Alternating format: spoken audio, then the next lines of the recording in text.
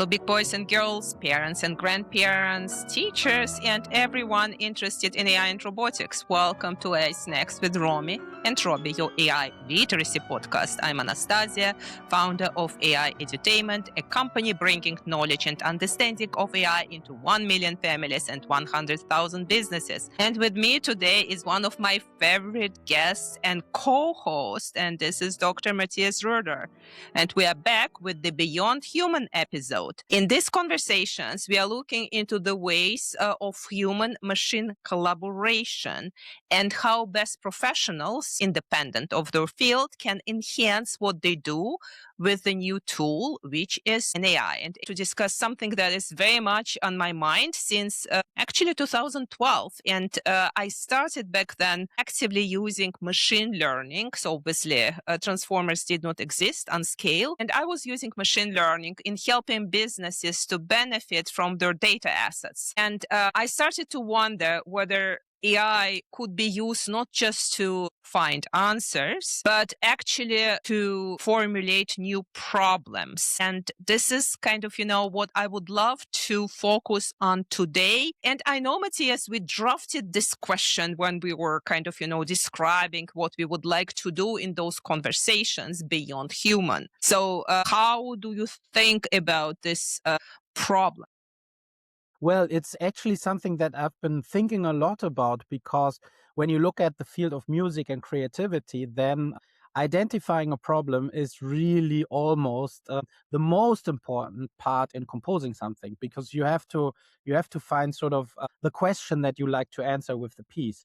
And that is often not so easy for an AI to come up with something interesting or outside of the box. And so I was always trying to understand how I can actually bring the AI to formulating an interesting problem proposition. And that is not so easy. And I was really intrigued by this question and started to explore this topic from various angles, including this question of what is actually a problem and what is can we identify what makes a problem so that the AI can identify problems in texts that it knows, in research papers that it reads, and so on.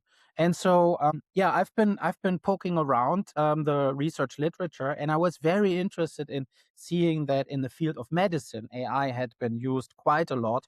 And I think that's a topic that also you have looked at in quite a great detail, right? Yeah, Matthias, absolutely. And you know that my teen, so Catherine, she wants to study medicine. And she's just told me that there are more than 35 million medical research papers in the PubMed database. And this is like a huge online library with all kinds of articles, so peer-reviewed articles from scientific magazines of medical researchers. And this is the world's largest biomedical literature repository. And actually, 4,000 new papers are being added every single day.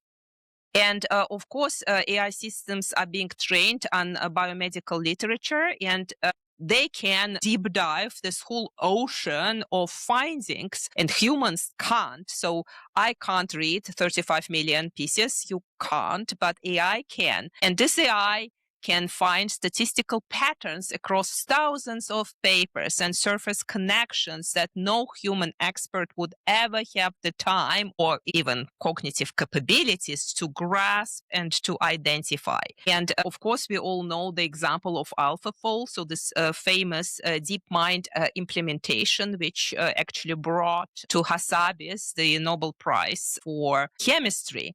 And this AI predicted the structures of actually every protein known to biology. And protein folding, of course, has to do with how we are developing new drugs. And now researcher can ask new questions about biologies and diseases. They could not frame those questions prior. AI provided these new structures because they did not know the shape of the molecules involved. So I don't know how do you perceive this space or whether you have questions there, but this is kind of, my state of knowledge. When we work with an AI in the field of music, it produces a lot of potential and potentially interesting melodies and chord structures and so on. But for us humans, it's almost impossible to look through all of the stuff that an AI can produce in the blink of a moment. I guess in the medical field, it's similar. Like these protein folding structures, there were probably hundreds of thousands, if not millions of them. Is this data that is then proving useful for the medical research community?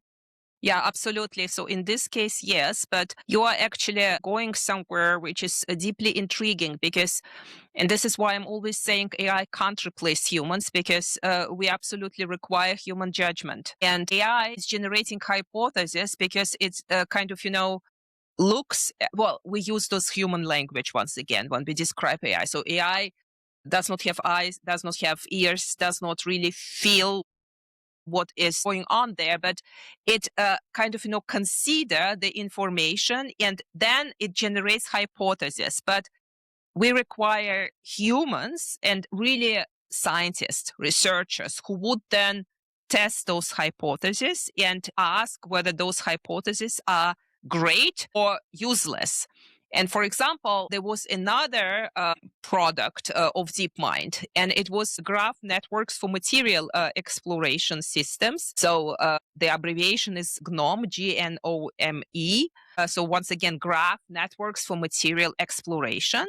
And it was released in late 2023. And it was very publicized, AI, for scientific discoveries in recent history. So people believed, okay, so this AI kind of, generated hypotheses on how to create new materials. And of course, DeepMind does not consist of material scientists. So they have statisticians, they have fantastic AI researchers. There were 2.2 million new stable crystal structures. And DeepMind described 380,000 of those as the most promising for practical application, for example, next generation superconductors, solar cells, batteries. And of course, if I'm looking into it, then I'm like, oh, wow, this is something amazing. But then, and this is a critical part, a team of real scientists, so material scientists from Berkeley and other places, they looked through this data. And they published actually a huge critical piece. So they went through the methodology carefully and found that when measured against, for example, rigorous stability criteria, the vast majority of those 2.2 million structure would not actually be synthesizable in real life, in real lab. Yeah. So many existed in AI, but they could not exist in the real world on the planet Earth. It reminds me of this short story by Borges of the Library of Babel, which has every possible book imaginable. Yeah. Of course, 99.9% are illegible for humans because they contain only gibberish. Yeah. And this is kind of, we have those attempts of fantastic researchers like Jan LeCun to bring the world model to AI because, every baby is born with kind of, pre-embedded world model. So the baby does not know the word gravity. Yeah. But it's kind of has the concept of gravity. So a cat is not pre-born with the physics, but the cat understands that if it moves the paw and pushes, for example, something, a glass from the table, it will not fly up, but it will come down. And it does not possess the physical intuition that a materials chemist develops over decades. For example, it does not have those questions. Can this structure survive in a normal room temperature? Does it oxidize instantly when it's being exposed to just normal air? Can it be manufactured without exotic conditions, which might not be replicable in normal companies? So AI does not know how to ask those questions because it had never held a test tube. So it does not feel what it looks like to wear a lab coat and kind of, go through months and months of tests. And this is not the failure of AI. It's a lesson about what AI cannot replace. And this is obviously the human expertise which is not just I studied chemistry, but this is the human expertise about how the whole world is working. So I don't know how you are thinking about this example and whether you know about some technologies which could be useful for every company, for every lab, for every human, which might not be of the sophistication of DeepMind, but still can help in problem identification. And I know for sure that you work with a couple of those, like knowledge graphs. Yeah, I did. I experimented around with this. Actually, a couple of years ago, I started a project for the Karajan Foundation, which studies creativity and research of creativity. And what we set out to do was to create a map of all unsolved problems, particularly in the space of creativity research, but also going beyond. And if you think it to its ultimate potential form, it would be a graph of all unresolved problems in the world. And that's a very interesting proposition that no one has really followed through with. And I think I know why, because when you look into the literature about problem definition, there's actually very little that we know about how to define a problem. What is a problem? I mean, intuitively, we all understand it, but can you give a scientific definition of what a problem is? I mean, this is quite a hard question. And so the idea was to create a structure that would allow us to sketch out what a problem is and when we consider it solved, and especially how we can connect all of these problems. You know, some problems, the solution depends on other solutions that need to come before, and so on. And so it's quite a complex thing. We didn't succeed back then to create the whole thing because that was before we had large language models of a certain type of sophistication. Now it's actually, I don't want to say easy, but it is now possible to create these kinds of graphs because we're using the LLM to go through scientific literature and read the papers and propose definitions of unsolved problems that the researchers often mention only in passing. But this is quite interesting because now we are building an infrastructure on which AIs in scientific discovery processes can work on. It's basically a guiding principle, sort of, if you will, a map on which they can navigate towards a solution of a particular problem. And I think this is really interesting because when we think about new technologies like world models or like chemistry-based AIs and so on, when they work with humans and with other AIs, they need to be orchestrated. And I think this kind of graph database can be an orchestration engine for these kinds of problems. Well, I think you are on something really deep here, but I also think, why can't you kind of, capture the whole spectrum of what is possible, for example, in creativity research? And I'm thinking like maybe such an AI would need a couple of baselines. For example, this is the school of thought, because what might be perceived as a problem in the creative space, let's say in Japan, might not be valid for the Western culture or the traditional Western culture. I do not know whether you are thinking about some cultural ontologies when you try to construct such models, or whether it's independent from any kind of, system of coordinates where a certain company, a certain individual resides.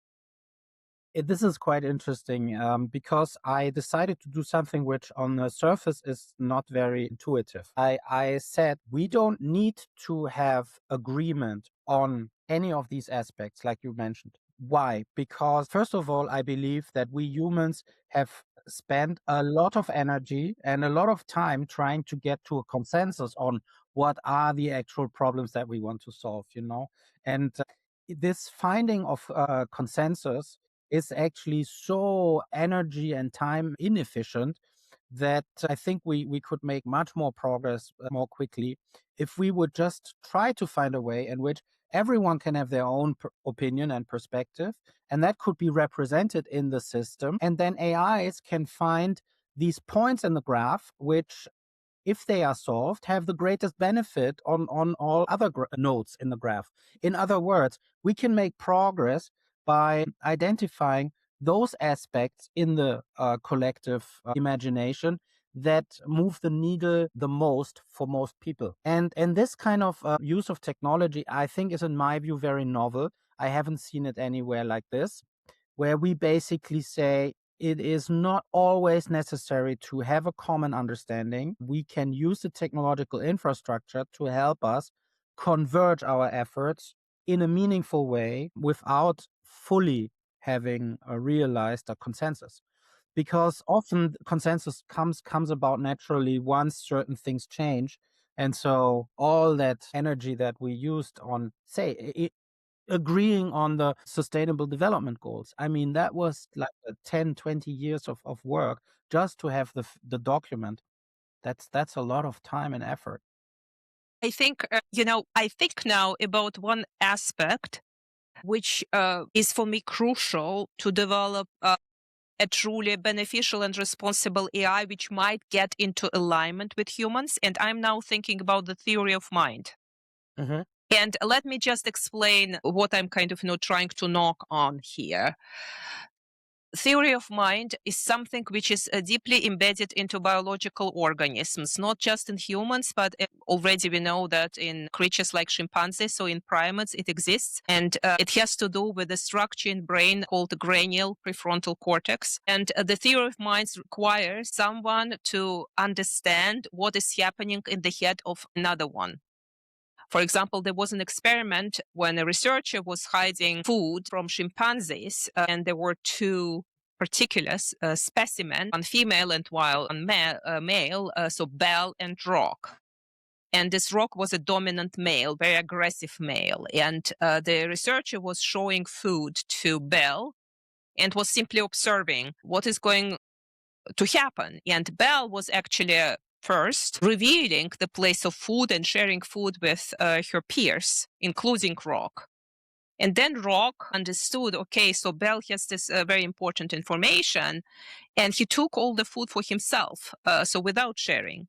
And he was obviously very strong, so other apes could not compete with him. And then what started happening, so Belle started implementing all kinds of strategies to hide the place with food, and she was either sitting on it or she was kind of trying to lead Rock into another direction. And he, because he understood her intent, so he could kind of relate to what was going on in her mind, started to trick her. And that was kind of a very interesting experiment showing the social dynamics in a group. And this kind of, dominance, willingness to be a good social creature in a group. So all the dynamics, which of course exist in human society, but those dynamics existed in primates. And it has to do with this structure, which is a cranial prefrontal cortex, which appeared very late in the evolution of brains. And this is kind of, one of the locus in cooperation with other areas of the brain of this theory of mind. And of course, if we reach consensus as humans, we are saying, okay, this is our system of coordinate. But if we don't, we still kind of, can understand what might happen in another mind or in the mind of another group. And then we can compare whether it's closer to us or not closer to us. The machines, they lack this ability. So they don't understand that, for example, we are really humans, and so we relate to certain systems and we might have certain prevalences. So those kind of, sentiments are completely foreign to them. So AIs can understand goodness and badness. Yeah, a Roomba vacuum cleaner understand the goodness as being, for example, next to the charging station, right? And badness, having dirt, on a piece of carpet, so the dirt needs to be removed. So this valence understanding is there, but a Roomba vacuum cleaner or an LLM, they don't have any relation to whatsoever in what happens in the minds of people using them. And I'm asking whether this problem formulation might have to do with the theory of mind. Question mark. I don't know. Very interesting. I have never heard about this experiment, but I have to read up on it. I just have a comment about the LLMs. You're absolutely right. They have no sense of what's going on in my mind. And I think to make up for this, a lot of producers of chatbots like ChatGPT and so on and Claude, they condition the LLM to behave in a certain way towards the human user. And that becomes quite annoying, as you know, when, you're always confronted with being a genius and everything that you say is perfect and right. And when you know that that can't be true, and actually to a point where the LLM becomes almost unusable, and you have to find ways to push it away from always telling you how great you are. And so I think this idea of social interaction and reading the minds of others, when it is lacking, makes this corpus of knowledge that is part of the LLM not so useful or almost undiscoverable. And it's quite an interesting idea. It's actually an issue which what you're kind of pointing out, which we might really educate the whole world about, so that by the design of those systems, the systems are conditioned to kind of enhance what you are giving them as your prompt, as your input. And for example, if you are a skilled AI user, you can, for example, prompt, give me the opposition to my arguments, for example, or don't argue the same I do, but do something completely different from the point of view X, Y, Z. So, but you need kind of, to force with your prompt engineering solutions and, tricks to boost this AI the way you want.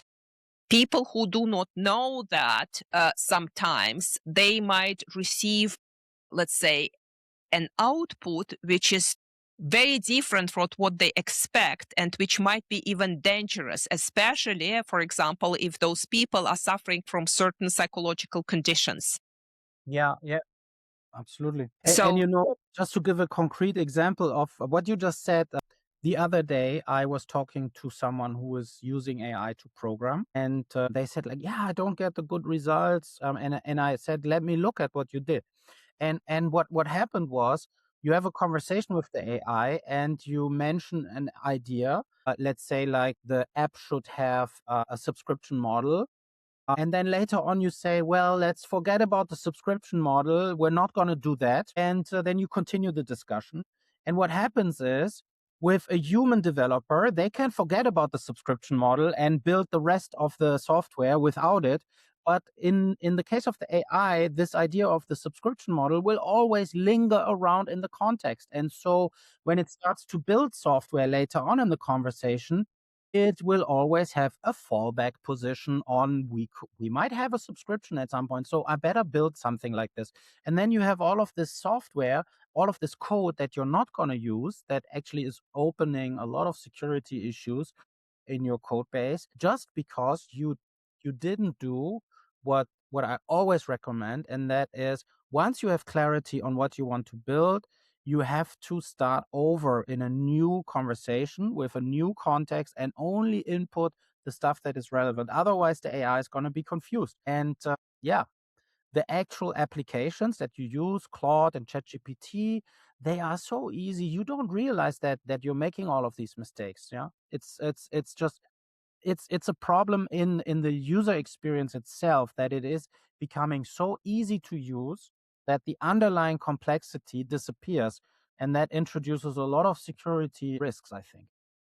and we always need really to invest time into checking for hallucinations. And some of those are really obvious, but some of those aren't. And you are so correct that AI, if you work a lot on a certain problem, might still kind of guard this context, and then embed pieces of this context into the answers, and those answers will be hallucinations. For example, I'm currently working on illustrating the first module of my AI literacy course, and I describe a lot of neuroscience there, because I compare what happens in brains versus what happens in AIs. And so I was describing a lot of what Pavlov did with those reflexes, and Thorndike how Thorndike was discovering reinforcement learning in animals, not just in cats and chicken, but in fish, actually. And then what AI was doing. And out of sudden, I started noticing I was using a lot of Perplexity to check on some data and on some quotes.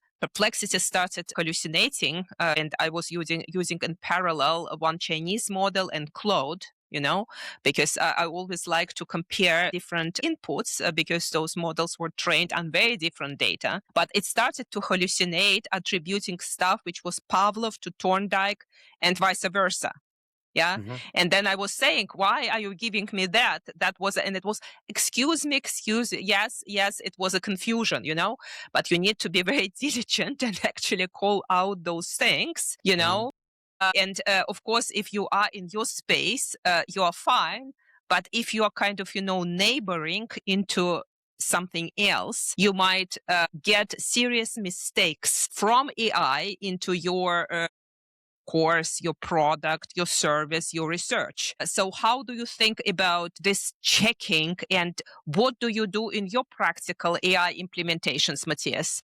Oh, wow. This is a big, big topic because when you look carefully, you see it everywhere. And when you try to push the AI to the boundary of what it knows, then the hallucination increases. So how can you deal with this? What I do is I have multiple AIs checking the work of the other AIs. That's one thing. The other thing is I actually use a lot of curated data that I plug into the system so that it works mostly with data that has been vetted by humans. Sometimes we're talking about decades of collective knowledge, like Wikipedia, for instance. You can use locally a copy of Wikipedia and give it to your AI in a form that it can look up the data and work with that only. So things like this, of course, this is creating a lot of infrastructure that you constantly have to maintain. Well, develop first, maintain, and it also creates a lot of back and forth between the various AIs and you as a user, and other AIs and databases and so on. So at the end of the day, this becomes quite a big operation that I think each and every one of us, if we are serious about our work, have to use. And this separates, in my opinion, the people who understand how to use AI on a professional level from those who are just playing around with it. And I think this is something for the organization to be aware of too. Where are your critical systems and who is operating them? Because if you're not careful and you just take what the AI gives you, you can bring the whole system to a stop. Absolutely. And I love discussing organizational elasticity, which is kind of, how do you combine future agents or current agents, humans, and how do you plan with both for the tasks and for the problems you might be solving tomorrow, not just today? And what are kind of, the demands of your infrastructure, data sourcing? Is it enough what you are having, or do you need to discover new resources and sources of data to make the whole field, let's say, practical, doable, and beneficial for, let's say, your next generation customers and your employees? And this is not always a very easy undertaking because it all requires some technical understanding and data understanding from people who have never been, let's say, statisticians, mathematicians, computer scientists, or AI experts. So do you see the same when you are advising businesses? Because I know you're involved with a couple of companies these days. Yeah, absolutely. And it's a compounding problem because often people have very limited experience working with AI other than having a ChatGPT subscription, and using it to replace Google. But what I try to teach people is how they can use the tools like skills and workflows and plugins to mimic a little bit how they would themselves, if they are diligent, go through the day. Really make sure that you touch every piece of paper in that pile invoices and work on each one of them. Yeah. Make sure that the AI does the same. How do you do that? I show that with examples and code. And then sit down and reflect on what has not worked. You know, how can you make your AI sit down and think about what hasn't worked during the day that can be improved next time? So to reflect on the log files of all of the conversations you had with your AI during the day, that's not something that the LLM can do on itself, but you can write software that helps it do that and basically look into the logs and reflect on what was happening, where the source of the problem comes from, and then look at the skills and all of the tools that you use every day and have the AI make proposals on how to change those so they can become better. Don't let the AI just do it. Let it make proposals, and then you make the decision whether you change the tool set or not. These kinds of things are kind of what leaders have been doing all along. But now everyone has to become a leader. So people are no longer just workers, they are leaders of the AI companions. And that is a huge transformational shift, and it requires a new mindset. Which actually brings me to the issue that what is a problem for humans. So what we started to discuss at the beginning of this conversation looks completely different from the AI perspective. And so we assume kind of that AIs have the same context as what we have in our heads. And this is, of course, not the case because AI does not understand, it does not reason, does not know. It learns statistical patterns. It's doing this much, much better than you and I together, and probably the whole humanity. But it will not necessarily repeat what we do day by day by day, because what we repeat day by day by day is in our intuition, is in our instincts. We probably did not put every single detail into some documentation and blueprints. Yeah. But we assume AI will pick it up. So how? And this is why I believe that those AIs who are currently learning by observing might have a competitive edge. They won't be perfect, but they might have a competitive edge because they might kind of, spot more than just when we are prompting and giving them some written context. And, we need to start thinking a little bit like AIs to collaborate better and better with them and to receive better and better outputs. I do not Yeah. know whether you can relate to this. Yeah, absolutely. And I think you can emulate a little bit what we have as humans with this ability to absorb lots of knowledge and then subconsciously call on it and work out of intuition. We can maybe build multi-agent systems that mimic this kind of behavior. It's just mimicry, but it could help us in certain situations. And I believe very much that AIs have a great advantage over humans, and that is that they have seen so many patterns in so many source documents in the training that no human would ever be able to do that. And this is very, very useful. I'll give you an example from the Matters Global project, which is this problem map, unsolved problems. You could think about this whole space as a 2x2 matrix. You have known problems with known solutions. That's number one. Then you have known problems with unknown solutions. And now it becomes interesting. You have unknown problems with known solutions. This is very interesting. This is the transfer knowledge, and unknown problems with unknown solutions. That's kind of the future stuff that we cannot even imagine at this point. But AIs are really, really good at going between 1 and 3, where you have a known problem with a known solution, but then find other problems that the solution is going to also solve. This kind of stuff, AIs are amazing at. And humans are not so good at that because we cannot bring ourselves to really take all of these different perspectives.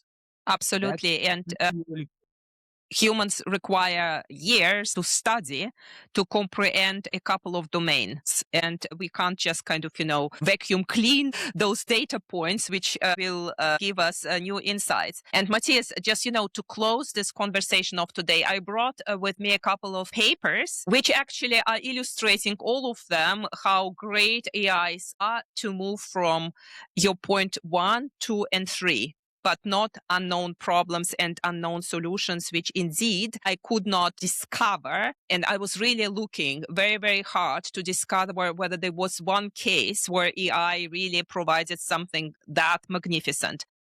But here is my list of papers, and I will leave all of them in the show notes to this conversation. So one paper is called Towards Scientific Discovery with Generative AI, Progress, Opportunities, and Challenges. And it is written in 2024. And it's a recent survey of AI's role across the full scientific discovery cycle, from analyzing sources of literature and brainstorming through theory improving to experimental design and data-driven discovery. And so the source was actually medicine, PubMed, and obviously the paper identified interesting results from medicine. And then it was citing this GNoME material science issue, which I've already mentioned, and it was looking into so-called AI Feynman, which rediscovered 120 fundamental physics equations purely from data, and it demonstrated AI capability for equation discovery, so generating new mathematical formulations, not just solving a known one. And then there is another paper, and the title is The Future of Fundamental Science, led by Generative Closed-Loop Artificial Intelligence. It came out in 2026, and probably this paper is really very ambitious, and it's a landmark paper arguing that AI is approaching the ability to complete the full scientific cycle autonomously, so from generation to experimental design to validation within a closed feedback loop.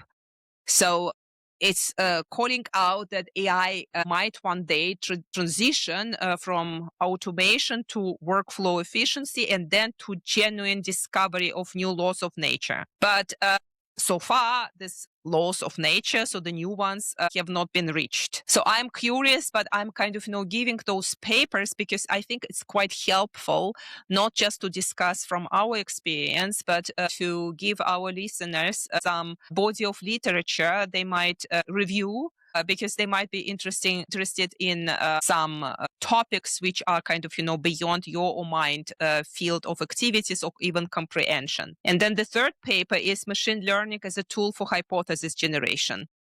And I think it was written in 2023. And it was based on economics and behavioral science, and it proposed a procedure for using machine learning to generate hypotheses from high-dimensional behavioral data, and then testing those hypotheses on held-out human subjects. So once again, I will put those 3 papers into the show notes, and I hope that we get some voices back to us with what people believe, what they think, and whether they see what we see in their own daily life in companies or in their field. And I would like to call out that in the first 2 weeks of November, I will be doing 2 free webinars disclosing the results of the global AI literacy study, which I'm currently running for the House of Lords. So the results would be announced on the 22nd of October, and they will touch 4 large categories. Small and mid-sized businesses, then experienced professionals aged 45 years old and older, educators, so including school teachers, and young people and students, starting with 16 and going into when a young person finds his or her first job, is either entering the very first employment post graduation from a college or university, or is looking for this very, very first job. So if you would like to participate in those webinars, please drop me a note on LinkedIn, on one of the podcasting platform, or DM me on Instagram at Romy and Robbie. Thank you so much, and I will see you next week. Bye-bye.